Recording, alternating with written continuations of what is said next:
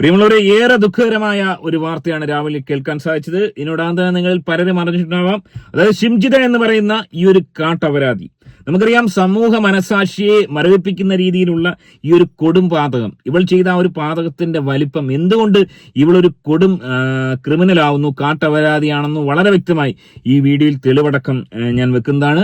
നമുക്കറിയാം, ഇതുപോലുള്ള അപരാധം കാണിക്കുന്ന സ്ത്രീകൾ ഈ അടുത്തിടെയായിട്ട് ബസ്സുകളിൽ കയറി ഇതുപോലെ വീഡിയോ പിടിക്കുന്ന അപരാധികൾ സോഷ്യൽ മീഡിയ ഹാൻഡിലുകൾ ഉള്ളവരാണ്. അല്ലാതെ ഒരു സാധാരണക്കാരി ഇതുപോലെ വീഡിയോ എടുത്ത് പ്രൊഡ്യൂസ് ചെയ്യുന്നില്ല, ഒരാളുമില്ല. ഇതിനാദ്യം വിലക്കണം. ഈ ഒരു അപരാധ പരിപാടിക്ക് ആദ്യം ഈ കാട്ടപരാധികളെ വിലക്കണം. അതായത് ഇതുപോലുള്ള പീഡനങ്ങൾ ആരെങ്കിലും ഏറ്റുവാങ്ങുന്നുണ്ടെങ്കിൽ നേരെ അത് പോലീസ് സ്റ്റേഷനിൽ കൊണ്ടു കൊടുക്കുക. പോലീസ്, നമ്മുടെ നിയമം അതിന് അർഹതപ്പെട്ട ശിക്ഷ കൊടുക്കും. അല്ലാതെ സോഷ്യൽ മീഡിയയിൽ ഇട്ടിട്ട് എന്താണ് സംഭവിക്കുന്നത്? സോഷ്യൽ മീഡിയയിൽ ഇത് കാണുന്ന ആൾക്കാർ ശിക്ഷിക്കുമോ? എന്താണ് നേടുന്നത്?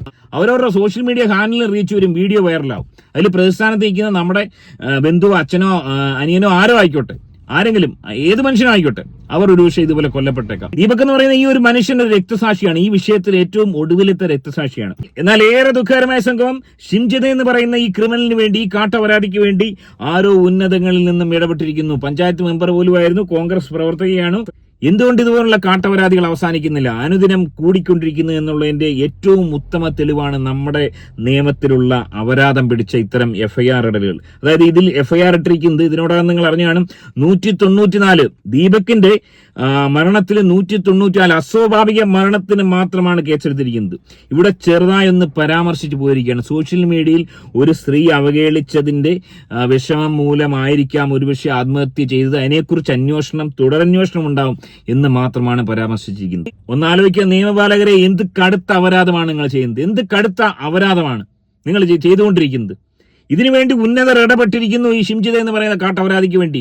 അത് തന്നെയാണ് നമ്മുടെ നിയമത്തിലെ ഏറ്റവും വലിയ അപാകത എന്ന് ഞാൻ പറയുന്നത്.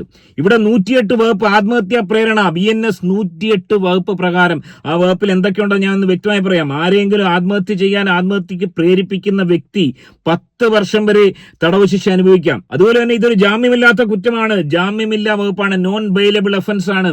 ഈ പ്രതിയെ ഇന്നലെ അറസ്റ്റ് ചെയ്ത് കഴിഞ്ഞാൽ ജാമ്യം കിട്ടില്ല. ജാമ്യത്തിന് വേണ്ടി നെട്ടോട്ടം ഓടേണ്ട ഒരു അവസ്ഥ ഉണ്ടാകുമായിരുന്നു. എന്നാൽ ഈ ഷിംജിത എന്ന് പറയുന്ന ഈ സ്ത്രീക്ക് ഒന്നും സംഭവിച്ചിട്ടില്ല. ഈ ഒരു അപരാധിയായ സ്ത്രീ തെല്ല് കുറ്റബോധമില്ലാതെ തന്റെ വീട്ടിൽ ഇപ്പോഴും വിഹരിക്കുന്നു എന്നുള്ളത് ഏറെ സങ്കടകരമായ അവസ്ഥയാണ്. ദീപകിന്റെ വീട്ടിലെ അവസ്ഥ, അതും കൂടെ നമുക്കൊന്ന് കാണാം. പറ്റില്ല, അതാണ് എൻ്റെ കുട്ടി ഇങ്ങനെ, എൻ്റെ മുഖം ഓർമ്മ, കുട്ടി ഇത് ചെയ്താഞ്ഞത് എൻ്റെ കുട്ടിക്ക് ഇത് താങ്ങാൻ പറ്റില്ല. അത്രത്തെ ഒരു പേർക്ക് ഈ വയസ്സ് വരെ എൻ്റെ കുട്ടി ഒരു ചീത്തപ്പേര് എൻ്റെ കുട്ടി പറയിപ്പിച്ചിട്ടില്ല. എൻ്റെ കുട്ടിക്ക് താങ്ങാൻ പറ്റുണ്ടാവില്ല. അതുകൊണ്ട് അതാണ് എൻ്റെ കുട്ടിക്ക് എങ്ങനെ സംഭവിച്ചത്.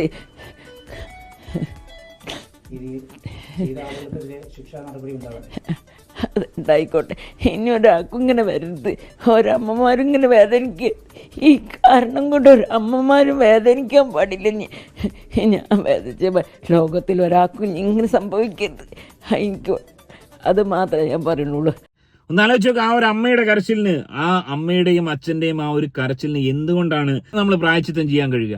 അവർക്ക് വേണ്ടി ഈ ഒരു കേസിൽ ഷിംജിത എന്ന് പറയുന്ന ഈ അപരാധി മോൾക്ക് തക്കതായ ശിക്ഷയെങ്കിലും കൊടുത്ത് അവരോടുള്ള കടമ നിർവഹിക്കട്ടെ.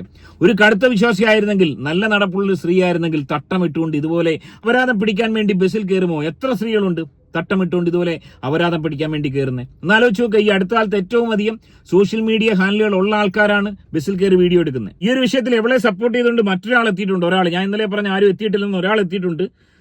ശ്യാമള ശ്രീലക്ഷ്മി അറക്കൽ എന്ന് പറയുന്ന സോഷ്യൽ മീഡിയയിലെ തീട്ടത്തിന്റെ വിലയില്ലാത്തൊരു സാധനം. അതായത് സ്വന്തം അച്ഛനെ വെച്ച് പോലും കമ്പിക്കഥകൾ ഉണ്ടാക്കിക്കൊണ്ടിരിക്കുന്ന, ഫെമിനിസ്റ്റ് ആണെന്ന് സ്വയം വാദിക്കുന്ന, ഒരു ഫെമിനിസ്റ്റുകളും അടുപ്പിക്കാത്ത ശ്രീലക്ഷ്മി അറക്കൽ എന്ന് പറയുന്ന ആർക്കും വേണ്ടാത്തൊരു സാധനം. ഇതിന്റെ വീഡിയോ എടുത്തു വെച്ച് റിയാക്ട് ചെയ്യുന്ന ആൾക്കാരുടെ അവസ്ഥ എനിക്കൊന്നും പറയാനില്ല. കാരണം ഇത്രയും തേർഡ് ക്ലാസ് ആയ, തീട്ടത്തിന്റെ വിലയില്ലാത്ത ഈ ഒരു സ്ത്രീയുടെ പരാമർശം കേട്ടിട്ട് പ്രതികരിക്കാനോ അതിനെക്കുറിച്ച് പരാമർശിക്കാനോ പോകേണ്ട യാതൊരു ആവശ്യമില്ല. അതുകൊണ്ട് ആ വിഷയം ഞാൻ മുഖവിലേക്ക് എടുക്കുന്നില്ല. എന്നാൽ നമ്മുടെ നിയമപാലകർക്ക് ഇവിടെ തെറ്റുപറ്റിയിരിക്കുന്നു, അല്ലെങ്കിൽ ആരുടെയോ സ്വാധീനം മൂലം ഈ ഒരു കേസിൽ ഇവളെ ഒഴിവാക്കാൻ, അല്ലെങ്കിൽ ഇവളെ സേഫ് ആക്കാനുള്ള ഒരു ശ്രമം നടത്തിയിരിക്കുന്നു.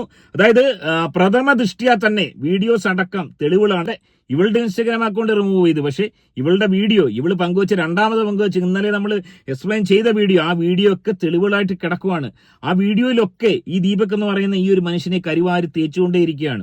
ദീപകിന്റെ അമ്മ പറയുന്നത് 2 ദിവസമായിട്ട് ദീപക് ആഹാരം കഴിച്ചിട്ടില്ല, വീട്ടിൽ ആരോടും മിണ്ടിയിട്ടില്ല, വീടിനുള്ളിൽ മുറിയിൽ ഇങ്ങനെ ആരോടും മിണ്ടാതിരിക്കുകയാണ്. ദീപക് എന്ന് പറയുന്ന ഈ ഒരു വ്യക്തി കടുത്ത മാനസിക വ്യതയിലേക്ക് അദ്ദേഹം പോയി. അദ്ദേഹത്തെ ഒന്ന് സാന്ത്വനിപ്പിക്കാനോ പിന്തിരിപ്പിക്കാനോ ഒരുപക്ഷെ ആരും ശ്രമിച്ചില്ല, അല്ലെങ്കിൽ ആരും അത്തരം ഒരു രീതിയിലേക്ക് അദ്ദേഹം പോകുമെന്ന് ചിന്തിച്ചില്ല. ഇവിടെ ഇദ്ദേഹം ഒരു ക്രിമിനൽ ആയിരുന്നെങ്കിൽ, അല്ലെങ്കിൽ ഈ രീതിയിൽ ആക്ടിവിറ്റീസ് ചെയ്യുന്ന ആളായിരുന്നെങ്കിൽ ഒരിക്കലും ആത്മഹത്യക്ക് മുതിരില്ല. ഒരിക്കലും അങ്ങനെ മനോഭാവമുള്ള ഒരാൾ ഗോവിന്ദചാമി ആത്മഹത്യ ചെയ്യാൻ ശ്രമിച്ചിട്ടുണ്ടോ? ഇതുപോലുള്ള ക്രിമിനലുകൾ, ജയിലിൽ കിടക്കുന്ന ക്രിമിനലുകൾ എത്ര ആത്മഹത്യക്ക് ശ്രമിച്ചിട്ടുണ്ട്? ഒരു നല്ല മനുഷ്യനായിട്ട് ശുദ്ധ മനുഷ്യനായതുകൊണ്ട് മാത്രമാണ് അദ്ദേഹം ആത്മഹത്യ ചെയ്തത്. ചിലരെങ്കിലും ചോദിക്കുന്നുണ്ട് അദ്ദേഹം ചെയ്ത തെറ്റല്ലേ, അദ്ദേഹം എന്തിനാണ് തട്ടിയെന്ന്. ഇവിടെ ഈ സ്ത്രീ കാണിച്ചത് എന്താണ്?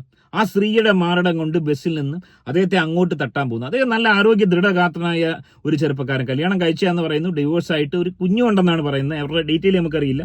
അത്തരത്തിൽ 41 വയസ്സുള്ള അത്തരത്തിലുള്ള ഒരു മനുഷ്യനോട് അങ്ങോട്ട് ഇവൾ കയറി തട്ടി തന്റെ മാരടം കൊണ്ട് അദ്ദേഹത്തെ ഇടിച്ച് പ്രൊവോക്ക് ചെയ്യുന്നു. അദ്ദേഹം ഇങ്ങോട്ട് വരികയോ കയറി പിടിക്കുകയോ ഒന്നും ചെയ്തില്ല.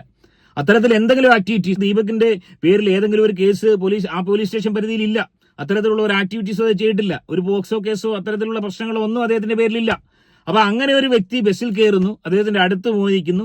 സൂക്ഷിച്ചു നോക്കിയാൽ ഏതൊരു പൊട്ടനും, ഏതൊരു പോലീസുകാരനും വേണ്ട ഏതൊരു പൊട്ടനും മനസ്സിലായി ഇവള് പ്രൊവോക്ക് ചെയ്യാൻ വേണ്ടി ഇങ്ങനെ മലക്ക നിന്നിട്ട് അവിടെ പോയി അയാളെ ഇടിച്ച് തോണ്ടിയതിന് ശേഷം ആലോചിക്കുക, ഒരു സ്ത്രീ വന്ന് തന്റെ മാരടം കൊണ്ട് ഇങ്ങോട്ട് തട്ടുമ്പോഴത്തേന് ചോരേ നീരുള്ള വികാരമുള്ള മനുഷ്യൻ ഇറക്ഷൻ ഉണ്ടാവത്തില്ലേ? വികാരമുള്ള ഒരു മനുഷ്യൻ സ്വാഭാവികമായും തിരിച്ചങ്ങോട്ട് പ്രതികരിക്കും. ഇവൾ താല്പര്യപൂർവ്വം വന്നു എന്ന് ചിന്തിച്ച് അദ്ദേഹം തിരിച്ചങ്ങോട്ട് ചെയ്ത്. ഇത് മനുഷ്യന് സഹജമല്ലേ? ഇത് വികാരമില്ലാത്ത മനുഷ്യന്മാരുണ്ടോ? വികാരമില്ലാത്തവരുണ്ട്, കല്യാണം കഴിച്ചിട്ട് പോലും ഭാര്യ ഒന്നും ചെയ്യാത്ത ആൾക്കാരുണ്ട്. അത്തരത്തിലുള്ള ഒരാളാണെങ്കിൽ ഒന്നും ചെയ്യത്തില്ല. ഈ രീതിയിൽ ഒരു പക്ഷേ ഒരു പെണ്ണ് അറ്റംപ്റ്റ് ചെയ്യുമ്പോഴത്തേന് വികാരമുള്ള എല്ലാവരും ചെയ്യുമെന്ന് പറയുന്നത് എല്ലാവരും ഒരു മെന്റാലിറ്റി അല്ല. എല്ലാവരും കൊലപാതകം നടത്തുന്നുണ്ടോ, അല്ലെങ്കിൽ എല്ലാവരും ബലാത്സംഗം ചെയ്യുന്നുണ്ടോ? ഇപ്പോൾ ഒരു കല്യാണം കഴിച്ച് ജീവിക്കുന്ന എല്ലാ ദിവസവും ഡെയിലി സെക്സ് ചെയ്യുന്ന എത്ര പുരുഷനും സ്ത്രീയും ഉണ്ട്? അപ്പൊ എല്ലാവരും ഒരേപോലല്ല. അവിഹിത ബന്ധങ്ങൾക്ക് പോകുന്ന എത്ര പേരുണ്ട്? എന്നാൽ ഡെയിലി അവിഹിതത്തിന് പോകുന്ന ആൾക്കാരില്ലേ? അപ്പോൾ ഓരോരുത്തർക്കും ഓരോ തലത്തിലുള്ള സെക്സ് ആണ്. അപ്പോൾ ഇദ്ദേഹത്തെ ഈ രീതിയിൽ അപ്രോച്ച് ചെയ്തതിന് ശേഷം തിരിച്ചു തട്ടിയപ്പോൾ ഇവള് പറയുന്ന എക്സ്പ്ലനേഷൻ ഞാൻ ഇന്നലെ കേൾപ്പിച്ചാണ്. ഈ കാട്ടപരാധി പറയുന്നതാണ്, അദ്ദേഹം അത് ചെയ്യാൻ പാടില്ല, ഞാൻ അങ്ങോട്ട് തട്ടിയാലും ചെയ്യാൻ പാടില്ല. ആ ഒരൊറ്റ കാര്യം മതി ഇവളെ ജാമ്യമില്ലാ വകുപ്പ് പ്രകാരം എടുത്ത് അകത്തിടാൻ. ഇത് ഇവള് തന്നെ പറയുകയാണ്, തെളിവോടെ കിടക്കുവാണ്. എന്നിട്ടാണ് 198 കേസ് എടുത്തേക്കുന്നത്, ഇവളെ അറസ്റ്റ് ചെയ്യാതിരിക്കുന്നത്. ഒന്ന് ആലോചിച്ച് നോക്കുക. അതായത് ഇവള് പറഞ്ഞ് ഞാൻ തട്ടിയാലും അയാൾ തട്ടാൻ പാടില്ല, അത് അയാളുടെ മനോവൈകല്യമാണ്, അയാൾ കൺട്രോൾ ചെയ്യണം. എന്ത് കാട്ടപരാധമാണോ? അതായത് ഒരു സ്ത്രീ വന്നിട്ട് നമ്മളിങ്ങനെ ബസ്സിൽ നിൽക്കുമ്പോൾ എവിടെ ഇരിക്കട്ടെ, ഞാൻ പറഞ്ഞു ഞാൻ ബസ്സിൽ കയറാറില്ല, ബസ്സിൽ കയറാത്തതുകൊണ്ട് എനിക്ക് അറിയത്തില്ല. നേരത്തെ ഈ ബസ്സിലൊക്കെ ഉന്തും തള്ളും ഒക്കെ ഉണ്ടെങ്കിൽ നമ്മളൊന്നും ശ്രദ്ധിക്കുന്ന പോലും ഇല്ല. അപ്പൊ ഈ രീതിയിൽ വന്ന് മാരുടെ മുരസിയാൽ, അതായത് ഈ വന്ന കേസുകളിലൊക്കെ എനിക്ക് തോന്നുന്നു നമ്മൾ കണ്ട വീഡിയോസിലൊക്കെ തുടക്കം, അതായത് നമ്മൾ കാണുന്ന വീഡിയോയുടെ തുടക്കം നമ്മൾ കാണുന്നില്ല. തുടക്കത്തിൽ ഈ പെണ്ണുങ്ങളായിരിക്കാം ഒരുപക്ഷെ അങ്ങോട്ട് പോയി അപ്രോച്ച് ചെയ്തതിന് ശേഷം മാരടമൊക്കെ ഉരസിയിട്ട് അവരെ കൊണ്ട് ഇങ്ങോട്ട് പ്രൊവോക്ക് ആക്കിയതിന് ശേഷം വീഡിയോ എടുക്കുന്നു. അപ്പൊ ഈ ഒരു വ്യക്തിക്ക് ഒരിക്കലും പറയാൻ സാധിക്കത്തില്ല നീയല്ലേ ആദ്യം ഇങ്ങോട്ട് മുട്ടിയെന്ന് പറയാൻ സാധിക്കത്തില്ല. കാരണം അവിടെ പെട്ടുപോവാണ്. കൂടെ നിൽക്കുന്ന ആൾക്കാർ ഒക്കെ ഇവനെതിരാവുകയാണ് ചെയ്യുന്നത്. വീഡിയോ കാണുന്നവർ ഓൾമോസ്റ്റ് എല്ലാവരും ഈ ഒരു വ്യക്തിക്കെതിര്. അപ്പൊ അതിന് തന്നെയാണ് തടയിടേണ്ടത്. ഇത്തരം വീഡിയോസ് ഒരിക്കലും പുറത്ത് സോഷ്യൽ മീഡിയയിൽ ഇടാൻ അനുവദിക്കാതിരിക്കുക, അതിന് വിലക്ക് കൊടുക്കുക. ഇത്തരം പീഡന ദൃശ്യങ്ങൾ ഉണ്ടെന്നുണ്ടെങ്കിൽ നേരെ സ്റ്റേഷനിൽ പോട്ടെ. എന്തിനാണ് ഇൻസ്റ്റാഗ്രാമിലും യൂട്യൂബിലും ഫേസ്ബുക്കിലും ഇടുന്നത് ഈ അപരാധങ്ങൾ? എനിവേ ഈ ഒരു വിഷയത്തിൽ ഇദ്ദേഹത്തിന്, ദീപകിന്റെ കുടുംബത്തിനോ അല്ലെങ്കിൽ ഇത്തരം അനുഭവം ഉണ്ടായ വ്യക്തികൾക്കോ ഇനി ഉണ്ടാവാനിരിക്കുന്ന വ്യക്തികൾക്കോ ഒരു പരിഗണനയും ലഭിക്കുമെന്ന് എനിക്ക് തോന്നുന്നില്ല. ആ രീതിയിലുള്ള ഒരു FIR ആണ് ഇട്ടിരിക്കുന്നത്. പ്രഥമ ദൃഷ്ടിയാൽ ഇത് മാത്രമാണ് എഴുതി വെക്കാൻ പോലീസിന് സാധിച്ചെങ്കിൽ തുടർന്ന് അങ്ങോട്ട് എന്താവും? അതായത് ഇവിടെ പ്രതി എന്ന് പറയുന്ന ഈ ഒരു കാട്ടപരാധി ഇവൾക്ക് ഉന്നത സ്വാധീന ശക്തിയുള്ള വ്യക്തി തന്നെയാണെന്നുള്ള കാര്യത്തിൽ യാതൊരു തർക്കവുമില്ല. ഒരു ദിവസം പോലും ശിക്ഷ അനുഭവിക്കാതെ കൂളായി ഈ അപരാധി നമ്മുടെ നാടുകളിൽ വിരാജിക്കുന്ന നമുക്ക് കാണാൻ സാധിക്കും. അതിനനുവദിക്കാതിരിക്കുക, ശക്തമായി എല്ലാവരും ഒരേ സ്വരത്തിൽ പ്രതിഷേധിക്കുക. അത്തരം പ്രതിഷേധങ്ങൾ കേരളത്തിന്റെ മുക്കിലും മൂലയിലും ആഞ്ഞടിക്കട്ടെ. ന്യൂസുകാർ ഇതിനെ ഏറ്റെടുക്കട്ടെ. നാളുകളിൽ നമ്മുടെ അച്ഛനോ അനിയനോ ചേട്ടനോ ആർക്കും ഈ ഒരു അവസ്ഥ ഉണ്ടാവാതിരിക്കട്ടെ. ഈ വിഷയത്തിൽ നിങ്ങളുടെ അഭിപ്രായം കമന്റായി രേഖപ്പെടുത്താൻ. ആദ്യമായിട്ട് വീഡിയോ കാണുന്നവർ വീഡിയോ ഒന്ന് ലൈക്ക് ചെയ്യുക, ചാനൽ ഒന്ന് സബ്സ്ക്രൈബ് ചെയ്ത് കാണാൻ ഉറപ്പായും ശ്രദ്ധിക്കുക. മാക്സിമം വീഡിയോ ആളുകളിലേക്ക് ഷെയർ ചെയ്യുക.